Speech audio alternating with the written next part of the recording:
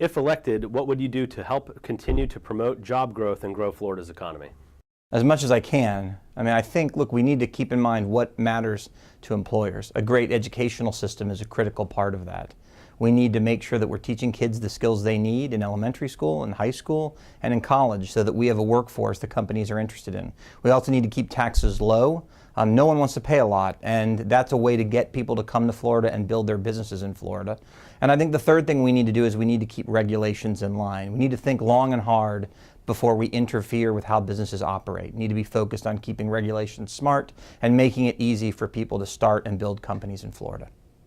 I was an entrepreneur for 22 years, so I know how to do it, and those are the things that would matter to me.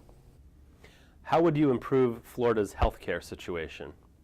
It's a tough question. I'm not an expert on healthcare, so I'm not going to tell you that I have all the answers. I think that's something that you'll find about me when I'm in the legislature. I'm not going to pretend to be an expert on those things that I don't know about. But we do need to fix it. We don't have enough doctors, we don't have enough nurses, we have billing issues, and we've got issues that really need to be addressed. We need to make sure that we have a healthcare system that's accessible and high quality for everyone. Unfortunately, many of the problems that we have in healthcare have been caused by government, and many think the solution to that is more government. So I think we need to be very careful when using the government to address these solutions to make sure that we actually solve the problems. And I'm excited about becoming an expert on healthcare and then using my business expertise in starting 3 companies in 3 different industries to try to help tackle the issue. What challenges do you see in Florida's K-12 education system? And if elected, what would you do to address those challenges? It's a disaster. It is a disaster. I took my son out of public school because he told me that he was being taught 9 + 6 didn't equal 15.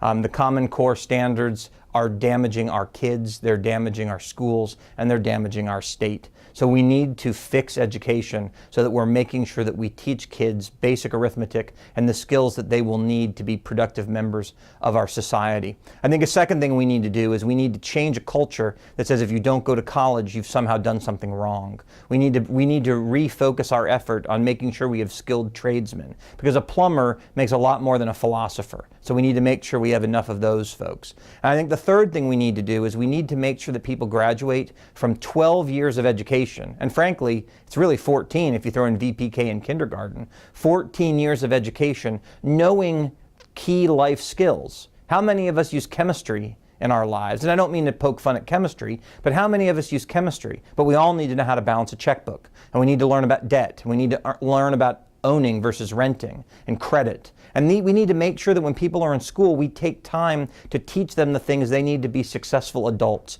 when they grow up. And these are all things that I intend to work diligently on when I'm in the legislature. Education is what got me into my race, and it's what I'm committed to more than anything else to fix during my 8 years. My name's Randy Fine. I'm running for District 53, State House of Representatives. That is the district in between US 192 and the Indian River County line in Brevard County. It's the southernmost district in Brevard County. People can learn more about my campaign by going to voterandyfine.com, which will take them to my Facebook page.